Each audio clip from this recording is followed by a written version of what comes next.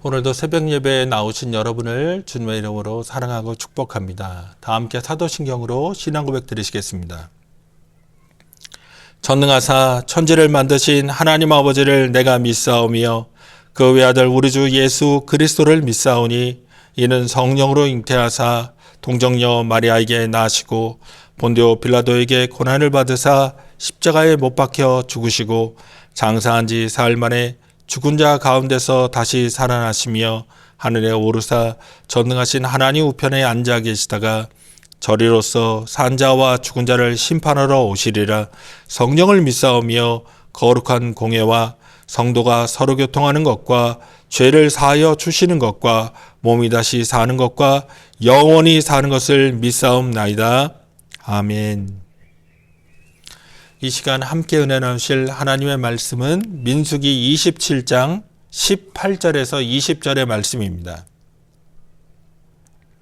민수기 27장 18절에서 20절 말씀 다 찾으신 줄 알고 제가 봉독하도록 하겠습니다. 야훼께서 모세에게 이르시되 눈의 아들 여호수아는 그 안에 영이 머무는 자니 너는 데려다가 그에게 안수하고 그를 제사장 엘르아살과 온 회중 앞에 세우고 그들의 목전에서 그에게 위탁하여 내 존귀를 그에게 돌려 이스라엘 자손의 온 회중을 그에게 복종하게 하라. 아멘. 저는 이 말씀을 가지고 광야를 건넌 사람들이라는 제목으로 함께 은혜를 나누고자 합니다. 제가 이전에 어떤 목회기획 실장, 어떤 교회의 목회기획 실장으로 이제 사역을 할 때 서울 시내에 있는 큰 교회들의 목표, 비전, 계획들을 조사할 때가 있었습니다. 그때 이제 영락교회를 조사를 했는데, 이전에 한경진 목사님 계실 때에 가졌던 목표와 동일하다.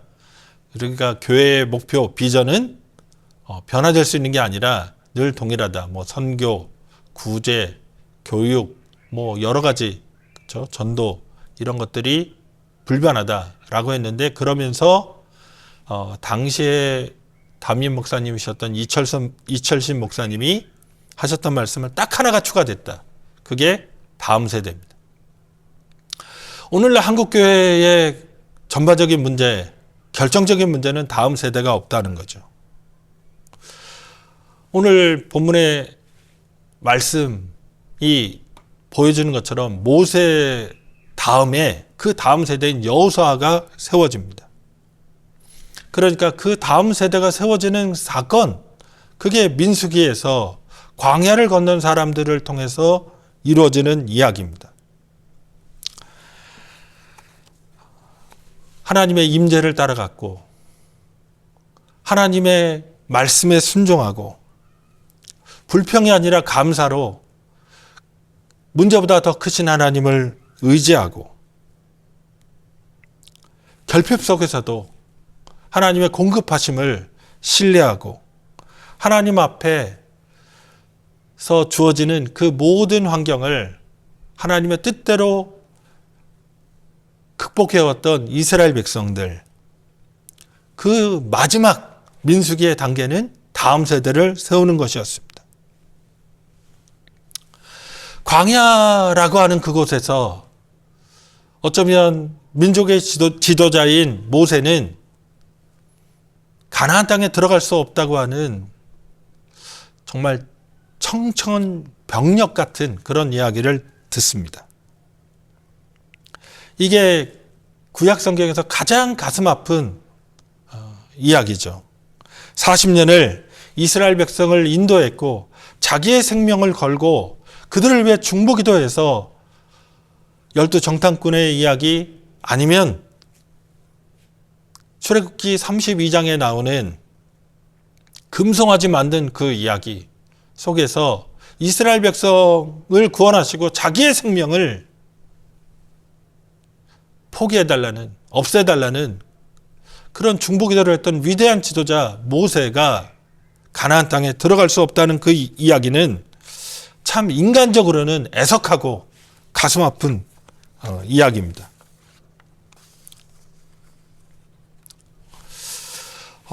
그런데 중요한 것은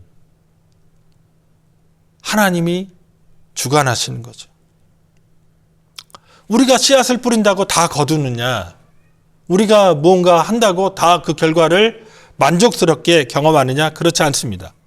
그 모든 것이 하나님의 계획이고 하나님의 주권이고 하나님의 뜻이고 하나님의 섭리입니다. 그러니까 오늘 우리에게 필요한 것은 그냥 현재 우리에게 주어진 그것을 묵묵히 실행하고 하나님의 뜻을 구하며 따라가는 길밖에 없습니다. 모세는 가나안 땅을 바라보았습니다. 이 바라보다라고 하는 이 단어를 헬라어 역인 70인역에서는 테오마이라고 이렇게 번역했습니다. 이 테오마이, 이 단어에서 영어의 theory, 그러니까 가설, 이론이라는 단어가 나왔습니다. 이게 응시하다거든요.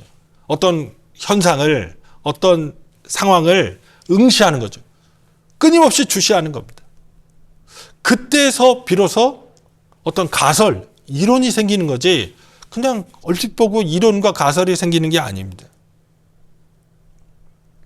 하나님은 모세에게 들어가지 못하는 땅을 응시하게 하셨습니다. 그것을 통해서 들어가지는 못하지만 이스라엘 백성이 나중에 이후에 그 땅을 차지할 것을 그 마음속으로 믿음으로 바라보게 하신 겁니다. 하나님의 약속은 반드시 성취될 거라고 하는 그 소망이 그 마음속에 주어졌습니다. 그리고 27장 15절에서 20절에서 믿음의 계승, 우리가 본문을 읽었던 여호수아 세대로 이전되는 믿음의 계승을 확인할 수 있습니다. 광야를 건넌 사람들이 가지고 있어야만 하는 가장 큰 자산은 무엇일까? 그 첫 번째 세대가 모세의 시대가 그 다음 여호수아의 세대에게 물려줬던 가장 큰 자산은 무엇일까요? 물질이 아니죠.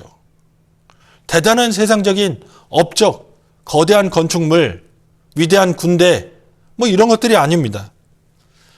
광야를 건넌 사람들의 가장 큰 선물과 유산은 믿음, 그것도 성숙한 믿음이었습니다. 이런 성숙한 믿음이 얼마나 중요한 것이냐. 사도행전을 보면 사도 바울이 에베소 교회 장로들을 밀레도로 청해서 고별 설교를 합니다. 그 설교에서 바울이 가장 강조한 게 뭐냐? 자신의 업적이 아닙니다. 여러분 자신과 온 양떼에 주의하라고 하는 당부였습니다. 위대한 사역자, 하나님의 사람이 주목하는 것은 지금 현재에 벌어지고 있는 일이 아니라 그 다음 세대를 세우는 일, 온 양떼, 그 하나님이 세우실 사람들의 존재, 미래, 그것을 바라보는 겁니다. 모세는 자신의 죽음으로 이제 끝나잖아요. 더 이상 무슨 일이 필요하겠습니까? 그런데 하나님의 말씀을 따라 여호수아를 지명합니다. 그리고 그 권위를 여호수아에게 물려줍니다. 그러니까 광야에서 필요한 것, 우리가 인생의 고난과 좌절과 역경과 이런 것들을 다 체험하면서 결정적으로 필요한 건 성숙한 신앙, 그 고난에도 굴하지 않는 신앙, 역경에도 포기하지 않는 용기, 이것들을 다음 세대에게 오롯이 전달하는 겁니다. 광야는 끝이 아니라 약속의 시작이고 약속이 이루어지는 과정이었습니다.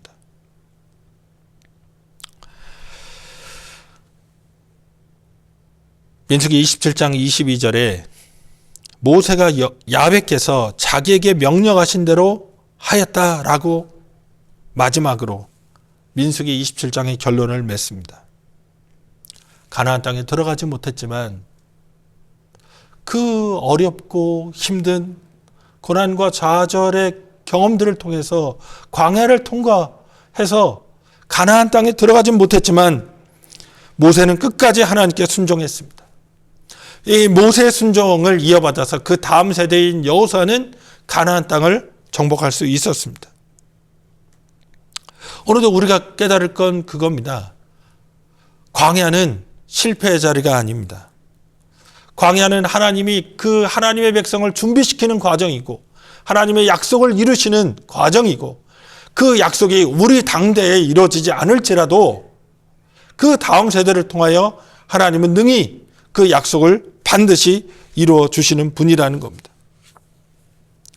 모세의 광야 40년이 없었다면 가나안을 정복하는 여호수아의 위대한 업적은 이루어지지 않을 것입니다. 그러므로 오늘 당하는 고난에 주저하고 주저앉고 물러가고 뭔가 세상적인 다른 생각 속에 사로잡히는 것이 아니라 하나님을 바라보며 그분께 기도하고 감사하고 그분을 믿고 앞으로 나아가며 하나님의 크심을 선포하고 날마다 하나님의 맡겨주신 그 믿음의 자취를 다음 세대에게 남기는 우리의 모습이 절대적으로 필요합니다. 광야는 시험의 장소이고 광야에서 진짜인지 가짜인지가 드러납니다. 고난 속에서 우리의 믿음이 진짜인지 가짜인지가 판명되게 되어 있습니다. 그 유명한 신명기 8장 2절에서 이렇게 얘기합니다.